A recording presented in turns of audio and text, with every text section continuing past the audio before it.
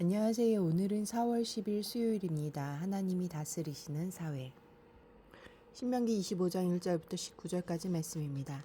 사람들 사이에 시비가 생겨 재판을 청하면 재판장은 그들을 재판하여 의인은 의롭다 하고 악인은 정죄할 것이며 악인에게 태형이 합당하면 재판장은 그를 엎드리게 하고 그 앞에서 그의 죄를 따라 수를 맞추어 때리게 하라. 40까지는 때리려니와 그것을 넘기지 못할지니 만일 그것을 넘겨 매를 지나치게 때리면 네가 네 형제를 경히 여기는 것이 될까노라. 곡식 떠는 소에게 망을 씌우지 말지니라. 형제들이 함께 사는데 그중 하나가 죽고 아들이 없거든 그 죽은 자의 아내는 나가서 타인에게 시집가지 말 것이요 그의 남편의 형제가 그에게로 들어가서 그를 맞이하여 아내로 삼아 그의 남편이 형제의 의무를 그에게 다행할 것이요 그 여인이 낳은 첫 아들이 그 죽은 형제의 이름을 잊게 하여 그 이름이 이스라엘 중에서 끊어지지 않게 할 것이니라.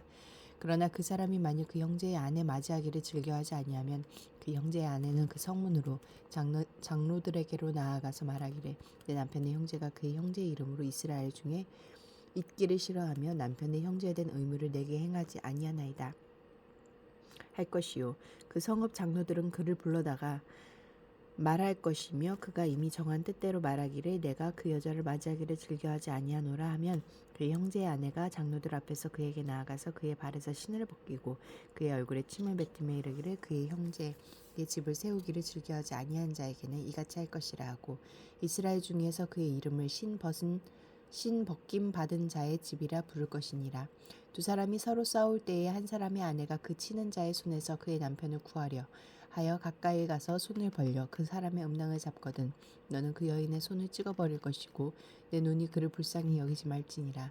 너는 내 주머니에 두 종류의 저울추 곧 큰 것과 작은 것을 넣지 말 것이며 내 집에 두 종류의 돼 곧 큰 것과 작은 것을 두지 말 것이요 오직 온전하고 공정한 저울투를 두며 온전하고 공정한 되를 둘 것이라.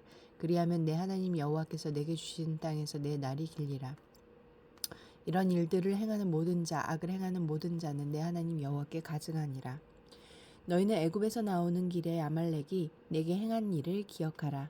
곧 그들이 너를 길에서 만나 내가 피곤할 때에 내 뒤에 떨어진 약한 자를 쳤고 하나님을 두려워하지 아니하였느니라. 그러므로 내 하나님 여호와께서 내게 기업으로 주어 차지하게 하시는 땅에서 내 하나님 여호와께서 사방에 있는 모든 적군으로부터 내게 안식을 주실 때에 너는 천하에서 아말렉에 대한 기억을 지워버리라. 너는 잊지 말지니라.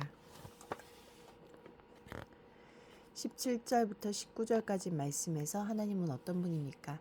약자를 무자비하게 괴롭히는 자를 벌하십니다. 아말렉을 진멸하라고 하신 까닭은 출애굽 때 여행에 지쳐 뒤처진 연약한 자들을 아말렉이 공격했기 때문입니다. 하나님은 이런 야만적이고 잔혹한 일을 간과하지 않으십니다. 우리는 폭력과 억압에 노출된 약자를 보호하며 하나님의 뜻을 시행해야 합니다. 1절부터 3절까지 말씀에서 나에게 주시는 교훈은 무엇입니까?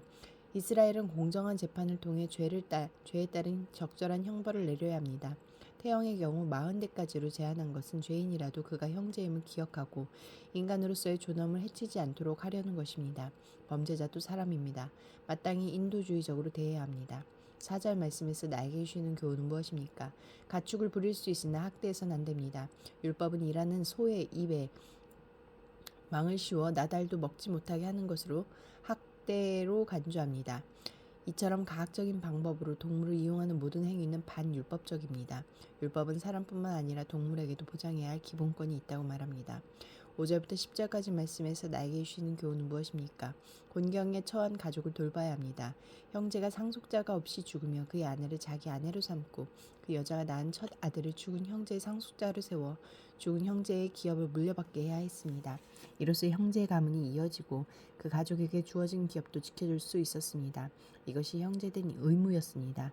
만약 죽은 형제의 기업을 자기가 가질 욕심으로 이 의무를 저버린다면 공동체 앞에서 치욕을 당하고 대대로 수치스러운 이름으로 불려야 했습니다. 연로한 부모, 궁핍한 형제, 연약한 자식을 돌아봅시다.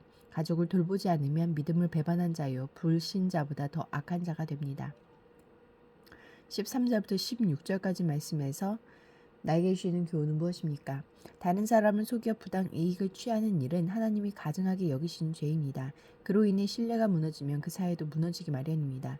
속임수는 나를 잠시 부하게 하지만 정직은 사회를 사회 전체를 건강하게 세웁니다. 기도하시겠습니다. 공동체를 위해서는 하나님의 다스림을 따라 존중, 배려, 정직, 정의가 가득한 사회로 만들게 하소서. 열방을 위해서는 마약 범죄가 심각한 필리핀에서 하우스 오브 호프는 20년 넘게 재활 사역을 감당하고 있다. 이들과 정부의 노력으로 마약 중독자들이 치료되고 새 삶을 얻도록 함께 기도하시겠습니다.